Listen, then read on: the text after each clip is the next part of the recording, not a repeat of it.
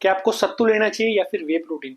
ये एक कंट्रोवर्सी चल रही है जब से एक फिटनेस यूट्यूबर ने किसी पॉडकास्ट के ऊपर ऐसा बोल दिया कि भैया सत्तू बेटर है वे प्रोटीन से। तो उसके अगेंस्ट फिर दूसरे यूट्यूबर्स ने वीडियो बनाए कि भैया वे प्रोटीन बेहतर है सत्तू से।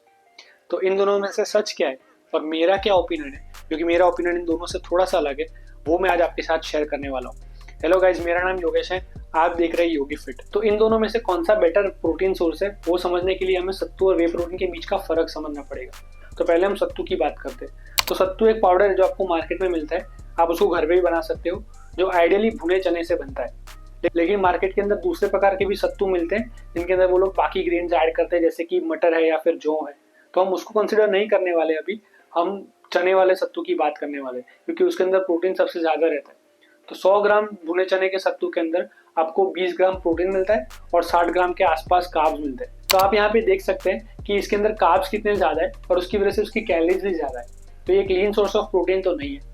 इसका दूसरा ड्रॉबैक ये है कि एक प्लांट बेस्ड प्रोटीन होने की वजह से इसके अंदर सारे अमीनो एसिड्स नहीं है, तो ये कंप्लीट सोर्स ऑफ प्रोटीन भी नहीं हुआ।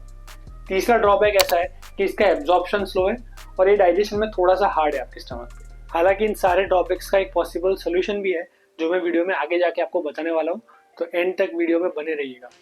अब इसकी जगह पे अगर हम वे प्रोटीन की बात करें तो वे प्रोटीन एक मिल्क बाय प्रोडक्ट है। मिल्क के ऊपर एक फिल्ट्रेशन प्रोसेस होती है और उसके बाद वे प्रोटीन बनता है। तो डिपेंडिंग ऑन फिल्ट्रेशन प्रोसेस 3 प्रकार के वे प्रोटीन मार्केट में यूजुअली मिलते हैं: कॉन्सेंट्रेट, आइसोलेट, हाइड्रोसलेट।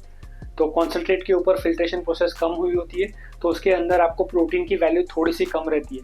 तो 30 ग्राम के एक सर्विंग के अंदर आपको 22-23 ग्राम प्रोटीन मिलने वाला है। इसकी जगह पे अगर आप आइसोलेट ले रहे हो तो आपको 30 ग्राम के अंदर 26-27 ग्राम तक प्रोटीन मिलने वाला है। अगर आप हाइड्रोसलेट लेते हो तो उससे ज़्यादा प्रोटीन मिलने वाला है। तो जितनी ज़्यादा फिल्ट्रेशन होती है उतना एक्सपेंसिव भी होता है और उतना ज़्यादा प्रोटीन की वैल्यू भी होती है। तो आप देख सकते हैं कि इसके अंदर प्रोटीन कितना ज़्यादा है और इसके अंदर हार्डली एनी कार्ब्स है, तो ये एक लीन सोर्स ऑफ प्रोटीन हो जाता है। इसके अलावा ये एक मिल्क बाय प्रोडक्ट है, तो ये एक एनिमल प्रोटीन है, तो ये कंप्लीट प्रोटीन है क्योंकि इसके अंदर सारे अमीनो एसिड्स आपको मिलने वाले हैं। इसके साथ ये डाइजेशन में काफ़ी ज़्यादा आसान है, आप इसको पियोगे आपको पता भी नहीं चलेगा और ये इजीली डाइजेस्ट भी हो जाने वाला है। तो इसका एब्जॉर्प्शन भी उतना अच्छा रहने वाला है। तो अगर हम इसको सत्तू के साथ कंपेयर करेंगे तो आप देख सकते हैं कि जो भी सारे सत्तू के ड्रॉबैक्स हैं वो यहाँ पे एडवांटेज के फॉर्म में है। तो clearly whey protein is a better source of protein as compare to sattu. लेकिन यहाँ पे एक बहुत ही बड़ा फैक्टर आता है, वो है प्राइस। 1 किलो सत्तू का प्राइस है 250 रुपये और 1 किलो वे प्रोटीन आपको 2500 से 3000 रुपये के अंदर पड़ने वाला है। तो आप देख सकते हैं कि इसके बीच में प्राइस डिफरेंस कितना ज़्यादा है।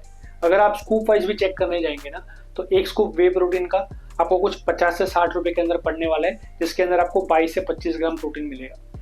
इसकी जगह पे अगर आप सत्तू में देखने जाएंगे तो आपको 100 ग्राम में 22 ग्राम प्रोटीन मिलता है, तो वो आपको 25 रुपये के अंदर 22 ग्राम प्रोटीन दे रहा है। तो प्राइस डिफरेंस बहुत ज़्यादा है, ऑलमोस्ट डबल से भी ज़्यादा है। तो इसकी वजह से सत्तू बहुत ही अफोर्डेबल ऑप्शन हो जाता है।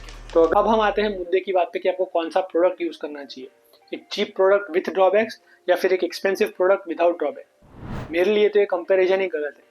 आप एक लग्जरी कार को फ्यूल एफिशिएंट कार से कंपेयर कर रहे हो। ऑब्वियसली लग्जरी कार के अंदर ज़्यादा फीचर्स रहने वाला है, घूमने में ज़्यादा अच्छी रहने वाली है, सब चीज़ें उसके अंदर अच्छी रहने वाली है, लेकिन हर कोई उसको अफोर्ड नहीं कर सकता ना भाई। अब इसका ये मतलब भी नहीं है ना कि वो गाड़ी नहीं लेगा बंदा, वो छोटी गाड़ी लेगा, कम फीचर्स के साथ लेगा, पर लेगा तो ज़रूर। तो यही चीज़ है, अगर आपके पास पैसे हैं, आपके घर वाले आपको अलाउ करते हैं, तो फॉर श्योर एनी डे आपको वे प्रोटीन ही बाय करना चाहिए। लेकिन अगर आपकी कंडीशन नहीं है, आप स्टूडेंट पे हैं, पैसे नहीं है आपके पास, घर वाले पैसे नहीं दे रहे, ऐसे केस में क्या करेंगे? वे प्रोटीन नहीं लेंगे तो क्या बॉडी बनाने का सपना भी छोड़ देंगे? नहीं यार, हम दूसरे ऑप्शन पे रिलाई करेंगे, दूसरे ऑप्शन ढूंढेंगे, and sattu happens to be one of those option. तो मेरे भाइयों, अगर आप वे प्रोटीन अफोर्ड नहीं कर पा रहे हो तो आप सत्तू के 1 से 2 सर्विंग ले सकते हो 100 ग्राम के। और रही बात उसके ड्रॉबैक्स की, उसका क्या करना है वो मैं आपको अभी बता देता हूँ। इसका सबसे पहला ड्रॉबैक है कि इसके अंदर कार्ब्स काफ़ी ज़्यादा है। तो उसके लिए आप क्या कर सकते हो, अपनी डाइट के अंदर से दूसरे कार्ब सोर्सेज को एलिमिनेट कर दो। अगर आप राइस जैसा कुछ खाते हो तो उसको एलिमिनेट कर दो। आप वीकेंड्स पे कहीं बाहर खाने जाते हैं, ऐसा कुछ करते हैं, तो उसको हटा दो। तो उसकी वजह से ये जो ज़्यादा कैलोरीज है वो कंपनसेट हो जाएगी। उसके अलावा आप वॉक्स पे भी जा सकते हैं, तो उसकी वजह से आप कैलोरीज ज़्यादा बर्न करेंगे और आपके मसल बिल्डिंग पे भी कोई इफेक्ट नहीं होने वाला है, क्योंकि आपको प्रोटीन भी इनफ मिल रहा है।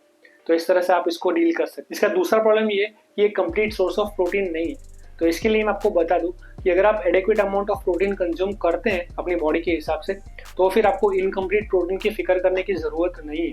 हाँ, अगर आप प्रोटीन अंडर ईट करते हो अपने रिक्वायरमेंट से, तो फिर प्रोटीन क्वालिटी मैटर करती है। तो आपको अपने प्रोटीन गोल्स को हिट करने का टारगेट रखना चाहिए और प्रोटीन क्वालिटी के बारे में ज़्यादा सोचने की ज़रूरत नहीं है, और इसके लिए आपको दूसरे प्रोटीन सोर्सेज का भी सहारा लेना पड़ेगा। Third is slow absorption and digestion.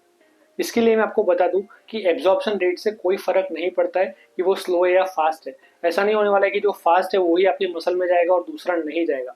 तो एब्जॉर्प्शन रेट से कोई फर्क नहीं पड़ता है। और रही बात डाइजेशन की, तो मैंने आपको पहले ही बोला है, आपको इसके 1 से 2 सर्विंग ही लेने हैं, पूरा दिन इसको नहीं खाते रहना है। तो 1 से 2 सर्विंग के अंदर आपको कोई प्रॉब्लम नहीं होने वाला है। अगर आपको फिर भी डाइजेशन में इशू आता है तो फिर आप भिगोए हुए चने खा सकते हैं, क्योंकि वो डाइजेशन में थोड़े से ईजी रहते हैं। उसके अलावा आप दूसरे वेजिटेरियन प्रोटीन सोर्सेज पे भी रिलाई कर सकते हैं, उसके ऊपर मैंने पूरा एक वीडियो बनाया है, आप उसको जाकर चेकआउट कर सकते हो।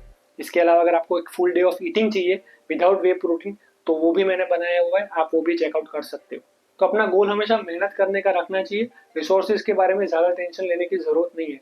आज नहीं तो कल आपको रिसोर्सेज मिल जाएंगे, आप वे प्रोटीन भी अफोर्ड कर पाएंगे, दूसरी सारी चीज़ें भी अफोर्ड कर पाएंगे। लेकिन अगर आप तब मेहनत नहीं करोगे तो फिर इन सारे रिसोर्सेज का क्या फ़ायदा। तो मेहनत पे ध्यान दो, सारी चीज़ें अवेलेबल धीरे धीरे करके होती जाएगी। ठीक है।